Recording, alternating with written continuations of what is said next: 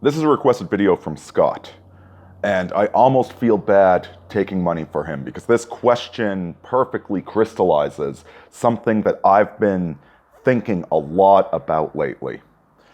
See, so often, I'm seeing this time and time again in our civilization. You've got somebody over here, and they're saying something, and they are completely right about all the points they're making about how civilization needs to do this. And then you've got somebody over here that's disagreeing with them and saying the opposite, but they're completely right as well. Both sides are completely right, and yet both sides are completely wrong, and there's no workable solution, and all we're doing is building castles in the sky.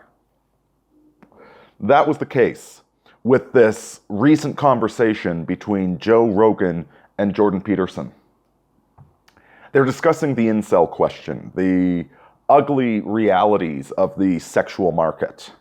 Now, on Peterson's side, he was talking about the fact that civilization, if it is a hypergamous, if it's a polygamous civilization, is not sustainable.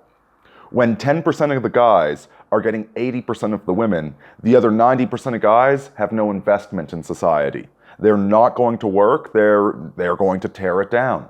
Whether they do it deliberately or whether they just refuse to participate and live minimalist lifestyles. You have a civilization that's collapsing because the men, the majority of men, are not invested in it. And simultaneously, the women, if it's 9 women for every guy, then those women aren't going to get the attention due a wife, due a mother. It's a system of instability.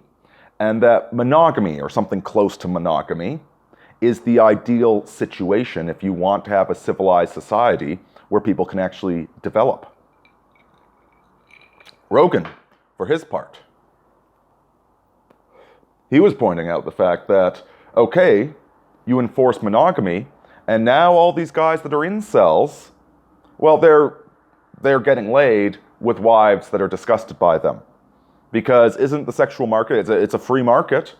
You're going to have some winners, some losers. Sadly, you're going to have a lot of losers. It's a basic Pareto principle. 20% of the causes result in 80% of the results. The Pareto principle, it's universal. And so what, we're going to force all these women to marry men they're not attracted to? Is that what we're going to do? Or can we teach these men to be more attractive? So you can see here that both are right and both are absolutely wrong. You know, we could talk about this. We could point out, Catholic social teaching that, the economy exists for the sake of man, for the dignity of mankind. Man doesn't exist for the economy. And we need a balance between these extremes. We don't want a perfectly free market, all right, where 1% get 99% of the wealth. We want a balanced market, a regulated market, not a socialist market where everything's controlled, but we want some controls on things. We could talk about that. We could even talk about the fact that it used to be that you needed to appeal to the father to get the woman. Right? And so now that you can appeal directly to the woman, you don't have to have a stable income. You don't have to have a good moral history. A motorcycle and some tattoos will often be all that you need. But talking about all these things, all we're doing is building castles in the sky. All we're doing is saying, they had a better system way back when. I see absolutely no proposal as to what we are going to do. How we are going to cut the Gordian knot of this. Because both these men are right, but they're also wrong, and the whole conversation is irrelevant. What are we supposed to do about the fact that we have 20% of the guys getting 80% of the women, 10%, 90% these days, it seems like, because that is not a stable civilization? Well, I'll tell you what we're going to do. See, the issue with Rogan, when he's talking about teaching these guys to be more attractive to women, well, you wind up back at the place where everyone's running faster on the treadmill and they stand in the same place. It's brutal, but some of these incels talk about how game is only for guys that are 7 out of 10 or above. It's brutal, but that's the reality. Rogan's looking at an individual solution. Peterson's looking at a societal solution. I don't care about either of those. What I'm interested in is organizing.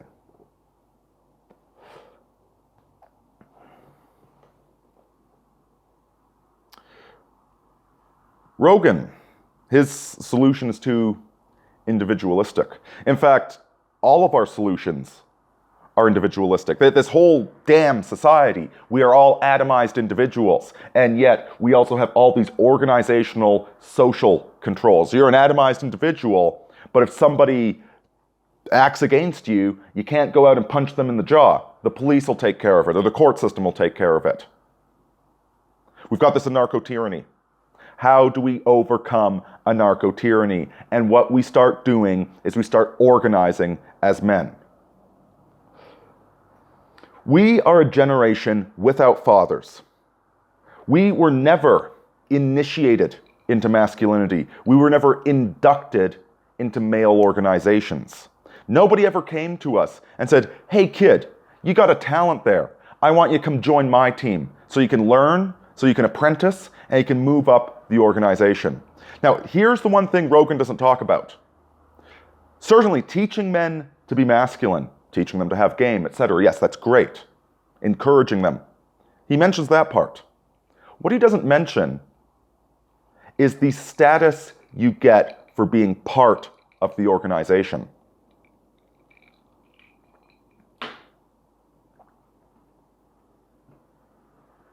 Because he has no organization. Peterson has the university, but the university doesn't really do anything to make him more masculine. His recent fame is largely self-achieved, has nothing to do with U of T.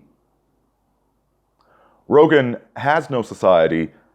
His fame, his status is entirely based upon his own merit. What we're going to do is we are going to start civilization back up again. We are going to start it, and we are going to do that with bands of brothers.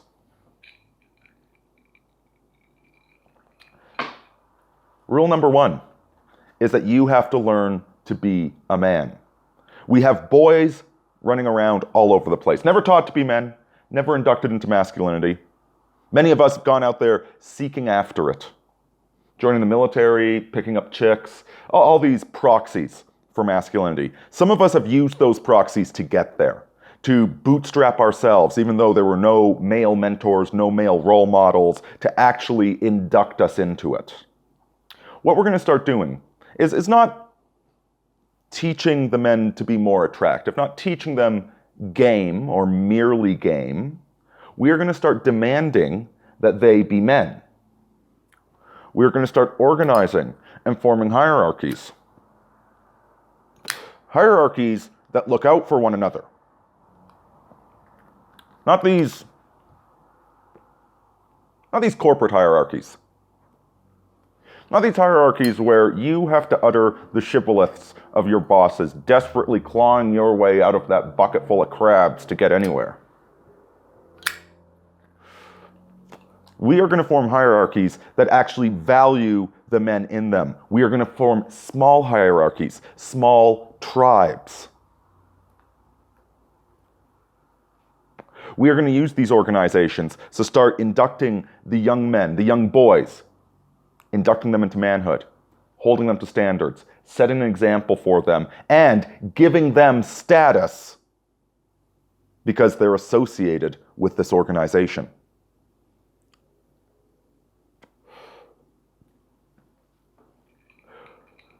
Who's going to enforce monogamy?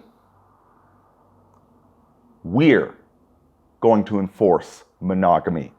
We're not looking for a handout from anybody else. We're not looking for some big solution. No, nothing like that. We are going to take what we want.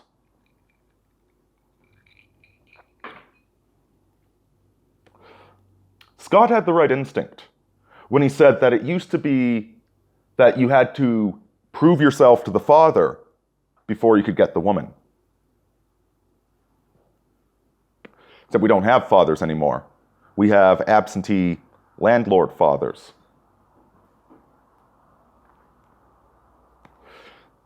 No, you have to prove yourself to the leader of the tribe before you get to be part of that tribe.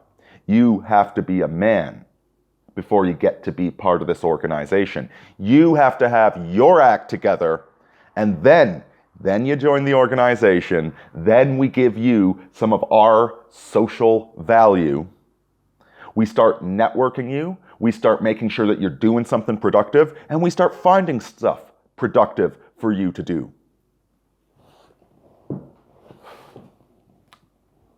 This is how we cut the Gordian knot. We start from the basics once more. The whole civilization, guys, it's not falling apart, it's already fallen apart. People have forgotten what civilization is. And they are constantly locked up into these constant battles. You know, the Protestants say that the Pope is corrupt. The Catholics say the Protestants have no tradition or history. Both are right and both are wrong. Neither have the bloody solution. Show me the last time the Catholic Church actually helped a young boy become a man. Show me the last time the Catholic Church actually engaged in some sort of pro-civilizational behavior. Show me the last time anybody did that. Nobody is doing that, which is why we are going to do that. And once we do that, once we have those organizations, we're not going to be marching through Charlottesville with a bunch of tiki shirts. Yeah, that's the thing. We're not selling t-shirts. We are not a slogan or a brand. Okay? We are not your source of narcissistic supply. What we are doing is creating men. Our civilization hasn't seen real men in any significant number. We haven't seen them in at least 50 years.